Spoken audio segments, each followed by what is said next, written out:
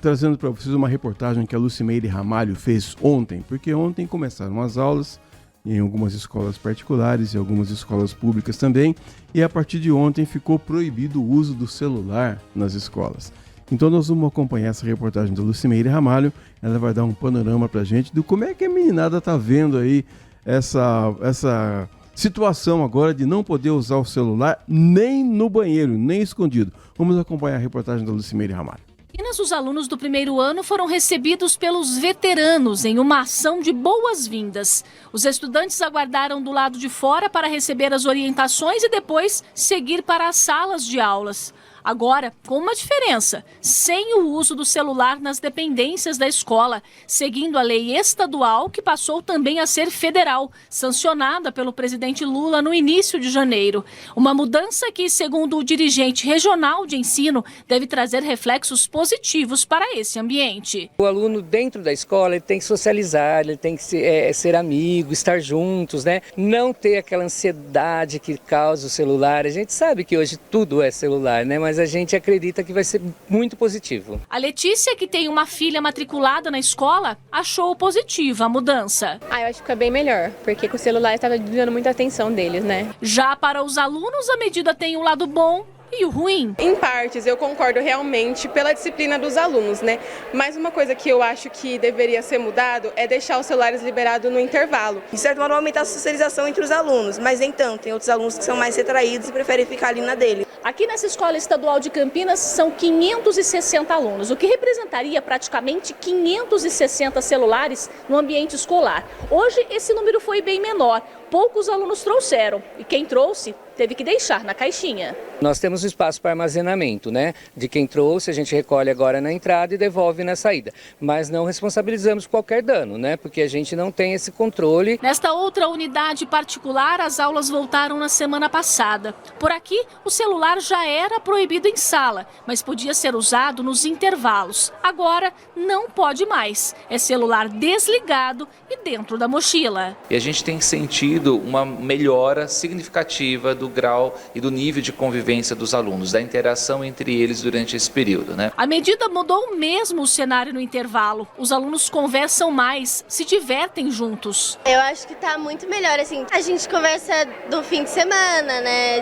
Das aulas, dos professores. Tem mais gente para conversar, interagir melhor com os colegas. E como lei é lei, tem que seguir. E para quem fizer o contrário, tem punição. Uma vez que ele estivesse utilizando o celular em sala de aula, ainda que seja só para verificar, não tem jeito, a gente vai precisar aplicar as sanções que são previstas no nosso regimento em relação a isso, que vai desde uma advertência escrita até uma suspensão. É uma nova fase, viu? É uma nova fase, a meninada vai ter que se readaptar, né? Você vai nos restaurantes, você vê um casal e os filhos sentados ali na mesa à espera da comida, cada um com seu celular, ninguém olha para o lado. Você vê muitos casais, né? Às vezes, ao invés de ele olhar e falar para a esposa assim, como é que foi o seu dia? Hoje ele manda uma mensagem aí, tudo bem? É assim que tem sido. Então, agora vai mudar na escola, né? Com algumas exceções, né? Tem alguns alunos que têm problemas de saúde, por exemplo, que tem que tomar remédio de hora em hora, então o aplicativo do celular informa que hora que tem que tomar, às vezes uma questão ali da glicemia, tudo isso está sendo olhado com lupa para que esses alunos tenham realmente essa chance de ter esse atendimento aí via algum aplicativo. Mas no geral, a Lucimeire mostrou, ela foi numa escola com 500 alunos ontem, se cada um tivesse levado o seu celular, seriam 500 celulares na caixinha, onde vão ter que ficar lá. Mas nosso assunto aqui hoje, nós vamos falar com o reverendo Carlos Henrique Machado, diretor do Seminário Presbiteriano do Sul, a escola mais antiga de Campinas, que pouca gente sabe disso, mais antiga em atividade. Reverendo Carlos Henrique, muito obrigado por ter aceito o nosso convite e ter vindo aqui participar do Manhã Bandeirantes. Bom dia, Edson, e ouvintes também, né? Muito obrigado pelo convite, é um privilégio estar aqui com você, poder conversar um pouquinho sobre o nosso seminário. Pastor Carlos Henrique, 135 anos, mais ou menos? 135, completamos em 23, isso, estamos caminhando para os 137 agora em setembro. Em setembro, 137 anos de atividades ininterruptas.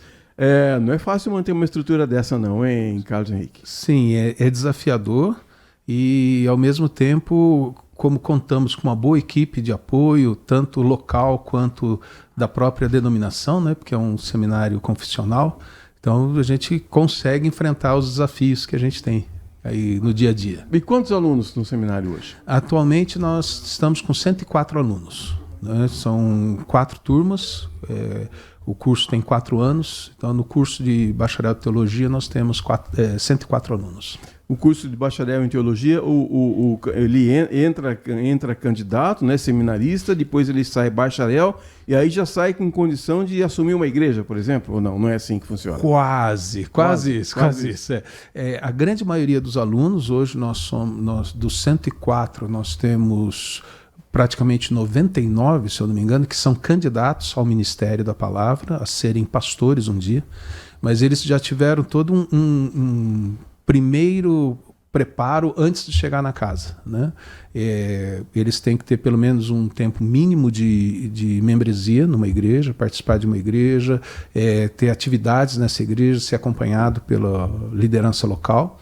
E então eles são encaminhados ao seminário, mas para entrar nos seminários eles ainda têm que fazer uma prova de admissão, que são 4 matérias básicas: o inglês, português, na parte do português tem redação, literatura brasileira, e também conhecimentos gerais da Bíblia, Antigo e Novo Testamento, e conhecimentos gerais dos símbolos de fé da Igreja Presbiteriana do Brasil. Se eles passarem nisso, então eles começam os 4 anos para terminarem como bacharel. Então não é tão fácil, porque a gente ouve falar, às vezes de uma forma irônica, ou às vezes de uma forma sem conhecimento nenhum, a pessoa fala assim, eu perdi emprego. Muitas vezes já ouvi falar isso. Eu perdi emprego, então eu vou virar pastor. Não é bem assim, não é, cara? Bom, em algumas comunidades parece que até é meio assim, mas se você quiser entrar no pastorado da Igreja Presbiteriana do Brasil, não. Porque uma vez concluído o curso, o aluno ainda será examinado pelo presbitério, que é um conjunto de igrejas de uma região, um grupo de igrejas de uma região, e ele será examinado em prova oral, quanto a conhecimentos teológicos, bíblicos, históricos, também quanto a capacidade ou chamado, inclinação para o pastorado. Mas para ele ser examinado, antes, ele será aprovado em 3 testes. Uma monografia, uma tese que ele escreve sobre uma doutrina bíblica. Outra é uma exegese, que é um estudo a partir dos textos originais. Se ele escolher um texto do Antigo Testamento, ele tem que começar do hebraico, trabalhar com o hebraico e aplicar no dia de hoje o texto. Se for do Antigo Testamento, ele inicia do Novo Testamento, ele inicia do grego e chega à aplicação para o dia de hoje. Se ele for aprovado nisso, então ele prega diante de toda a comunidade dessa liderança regional, né, o presbitério, e se ele for aprovado no sermão, ele tem uma prova oral, que é a primeira que eu falei aqui. Sendo aprovado, normalmente ele terá 1 ano de licenciatura, em que ele terá um treino no campo, acompanhado por um pastor, para, se aprovado nessa licenciatura, então ele passar por umas novas provas para depois ser ordenado pastor. A gente ouve falar muito em vocação, né? Tem vocação para ser jogador de futebol, vocação para ser médico. Antigamente, pastor, antes de você nascer, os meninos nasciam, as meninas nasciam, e os pais já diziam o que é que ele ia... Qual era a vocação? Qual que era a vocação dele. Sim. Mas agora, nessa questão religiosa, fica mais difícil medir essa vocação. Como é que você olha para uma pessoa e fala assim, olha, ele é vocacionado para ser pastor? Porque eu imagino que o seminário tenha alunos jovens, mas também tenham homens mais maduros, né? Sim. Então essa questão da vocação é difícil medir, não é? Sim, para ter uma ideia, assim, quanto à idade dos alunos, o ano passado, no primeiro ano, entraram praticamente 30 alunos, 32 alunos, se não me engano. A idade média da turma era 35 anos. Isso porque nós tínhamos alunos de 18 anos, porque concluiu o ensino médio, né? 18 anos. Para ter a média de 35, tem que ter alguém com um pouco mais de idade ali, né? Para puxar a média para cima. Mas a média foi 35 ano passado. Esse ano a média também está próxima dos 30 anos, eu creio. dos novos alunos, mas realmente a avaliação da vocação é algo que começa com o próprio candidato, a própria pessoa, né? E depois vai sendo refletido dentro da comunidade que ela vive, né? Alguns até resistem à sua vocação pessoal, mas começam a ser cutucados, né? Ou incentivados por amigos, amigas, pessoas próximas, dizendo: poxa, mas você tem uma pegada pastoral, você tem um jeito pastoral, você não se sente vocacionado, né? E muitas vezes o próprio pastor ou líderes, presbíteros, chegam na pessoa para conversar. Isso é uma confirmação muito interessante que também será trabalhada durante o estudo e todo o preparo, né? Estamos ouvindo hoje o reverendo Carlos Henrique Machado, diretor do Seminário Presbiteriano do Sul, a escola mais antiga de Campinas, 137 anos, ainda em funcionamento e vai continuar em funcionamento por muito tempo. Se você quiser participar conosco aqui do nosso programa, mande texto curto, viu? Não é mandar áudio que não dá para a gente ouvir aqui. Manda um texto e aí alguma pergunta, alguma curiosidade, é só você mandar o seu recado para 971021493, 971021493, se for sobre esse tema que nós estamos conversando, e eu repasso aqui a pergunta para o reverendo Carlos Henrique Machado. Vou contar um negócio para você, não sei se você sabe, deve saber, evidentemente, por ser diretor de seminário, mas durante 2 anos eu dei aula no seminário, no curso de comunicação social, ou um nome parecido com esse. Na época, quem era o titular dessa cadeira era, na época, o pastor Celcino Gama, e ele me passou durante 2 anos, ele falou assim: não quero mais dar aula, estou com muita atividade aqui, e durante 2 anos eu tive a alegria de dar aula para os seminaristas lá, o reverendo Averaldo, que está no Rio de Janeiro hoje, foi um dos alunos. Um dia desses, numa live, ele até citou isso. Qual é a grade curricular dos alunos? Para quem vai para o seminário, ele tem aula de quê? Bom, nós temos pelo menos 5 áreas de ação, né, ali que compõem a grade, né? Tem as matérias da área de teologia sistemática, tem matérias da área de teologia exegética, como introdução ao Novo Testamento, introdução ao Antigo Testamento, teologia bíblica do Antigo, teologia bíblica do Novo, grego, hebraico, e daí as exegeses. Tem que saber a Bíblia de cor, pastor. Não necessariamente a Bíblia toda, mas uma boa parte você já ajuda, né? Mas isso só na teologia exegética. Daí tem teologia histórica, que pega a história da igreja, a história do povo de Deus, a história da igreja, a história atual, também a parte de teologia pastoral, né, que abrange também introdução à psicologia, filosofia, conhecimentos gerais, né, antropologia, sociologia. Então, assim, é uma grade razoável que nós temos por semestre, em média, de 10 a 13 matérias, dependendo do semestre, além da área prática, né, dos estágios práticos que os alunos fazem.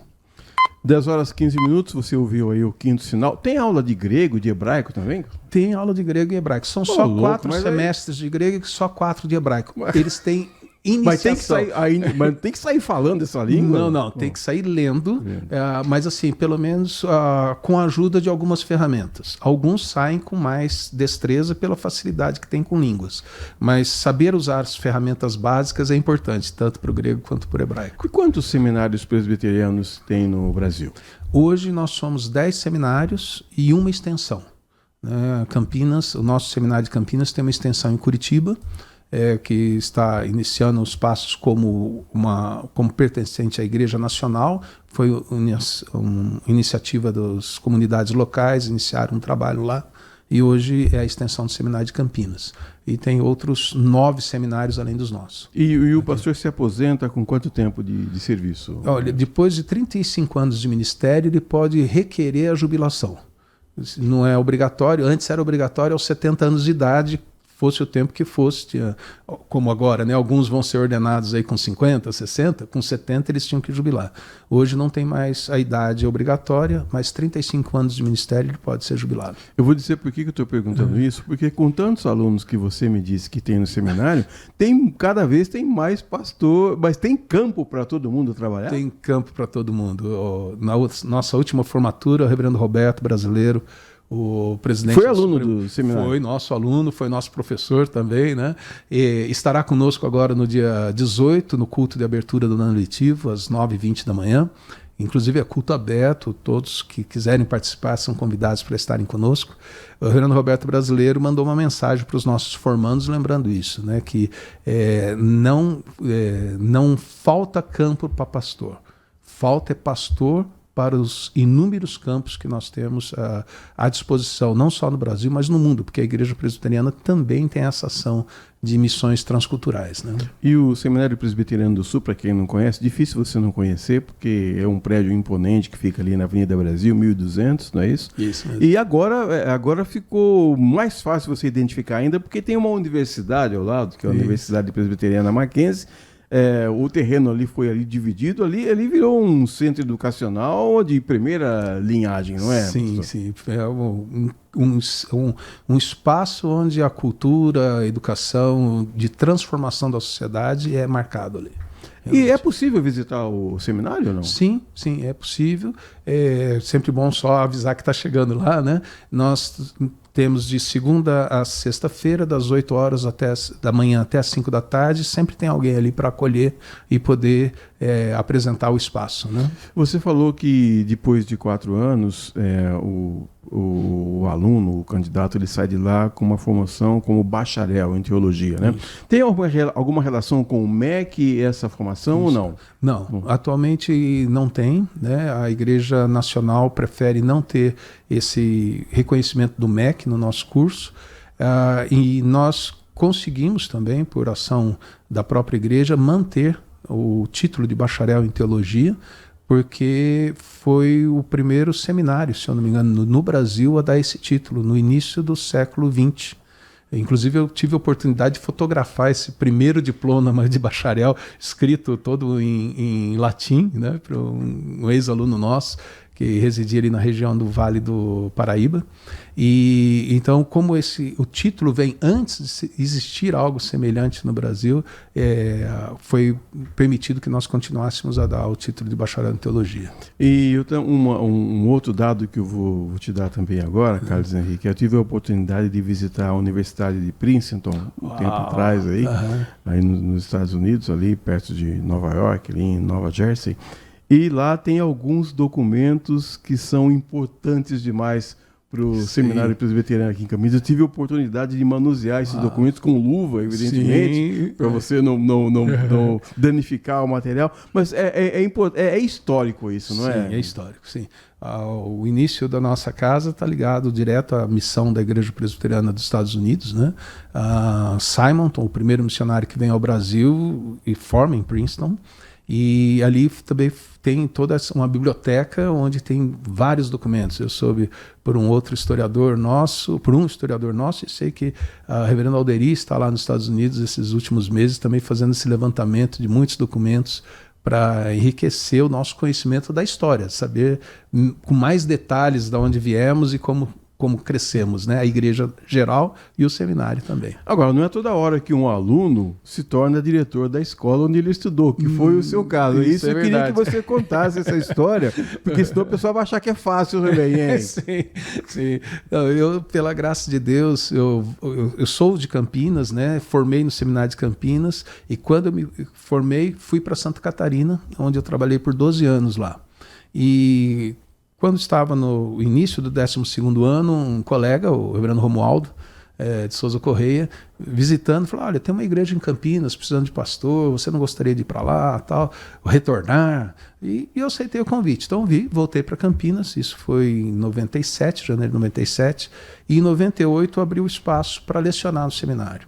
E o reverendo Billy Lane, William, me convidou para lecionar. E eu começo a lecionar seminário em 98 e vou convivendo com a casa. Qual é a disciplina que você ministra lá? Atualmente, eu disciplino grego. Né? Grego de 1 a 4. Vai falar né? grego com a gente, ninguém vai entender nada. Fica tranquilo. E daí...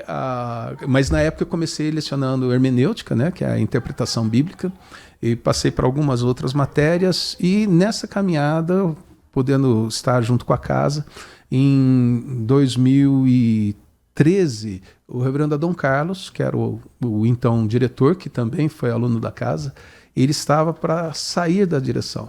e indicou meu nome e daí trabalhou comigo aí praticamente 1 ano e meio, me orientando, dando as dicas, e houve todo o apoio tanto do corpo docente quanto também da direção superior, que se chama Junta Regional de Educação Teológica. Então fui indicado e iniciei a direção em 2015 lá. A gente vê na televisão várias séries falando do tempo de Jesus, né? A última que mais faz sucesso aí é o The Chosen, né? Isso. Já terminou a 4ª temporada, tem a 5ª temporada que vai começar agora em abril. Uau. Vai ser disponível em abril. Uhum.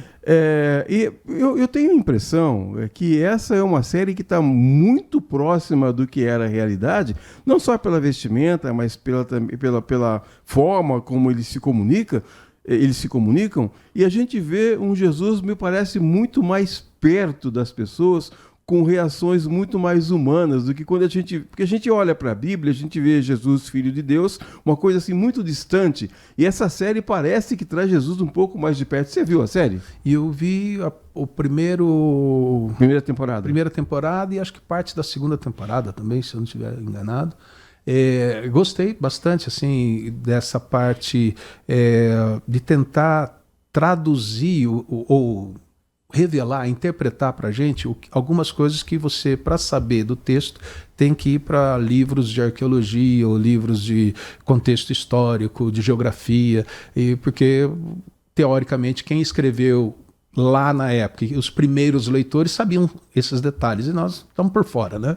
Mas então isso, as cenas ajudam bastante mesmo, e aí é muito interessante porque ao apresentar um Cristo, um Jesus humano, como a própria Bíblia diz que ele é verdadeiro homem e verdadeiro Deus, mas como a gente tem mais essa noção da divindade, esquecendo da humanidade, eu creio que a apresentação dele é interessante, porque vai deixar para alguns que estão assistindo, eu não sei como vai ser o final da história ali, né? Espero que seja dentro da caminhada bíblica, mas deixa aquilo que estava até na mente e no olhar de alguns, que numa leitura um pouco mais atenta você vê nas Escrituras, né? Quem é este?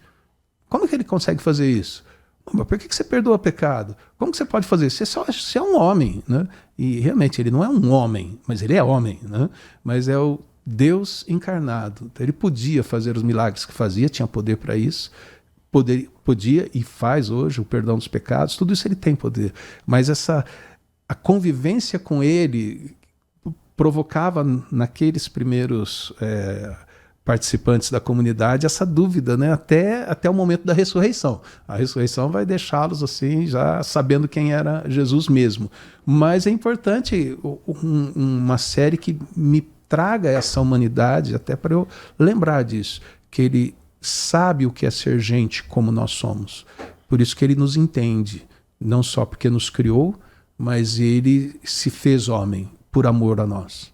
Então isso é muito especial. Voltando para a nossa realidade aqui, Reverendo Carlos Henrique, no começo do nosso programa aqui, nós mostramos uma matéria da Lucimeire Ramalho dizendo que agora não pode ter celular nas escolas. Isso. Aluno do seminário pode levar celular ou não? Nós não temos a proibição, mas dá vontade. Ele é muito útil em várias aulas, né? Já aconteceu eu e outros professores ali está dando aula e falam assim, olha, é muito importante vocês terem esse livro assim, assim, assim, e é de tal editora. Daí o aluno fala, professor, está aqui, custa tanto, nesse em caso tal lugar tem desconto, dá para fazer isso. Então eles têm esses, ou até você está lecionando e olha, o uso de Haries Cairene, o cara vai lá e já faz uma pesquisa rapidinho e já encontra muita coisa com auxílio dessa pesquisa na internet, né? Mas ao mesmo tempo é óbvio, né? Você está dando aula e ele está lá longe, né? Como a gente ficava às vezes nas nossas aulas, embora não tivéssemos os celulares, o professor dando a aula, você olhando para ele seriamente, mas a mente estava no outro lugar, né? Mas ali agora ele está, às vezes até num videogame, né? Num game em outro lugar, né? Então isso realmente é algo que para alguns de nós seria melhor que ele não tivesse as ferramentas tecnológicas, mas para algumas aulas ela até é extremamente importante.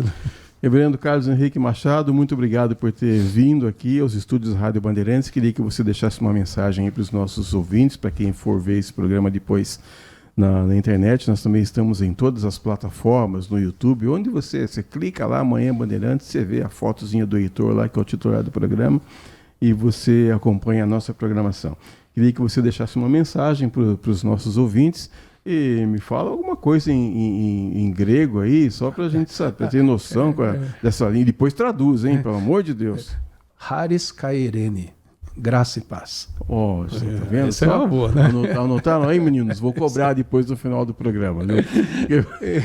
Muito obrigado por ter vindo, viu? Isso, obrigado pelo convite. Foi uma oportunidade muito boa.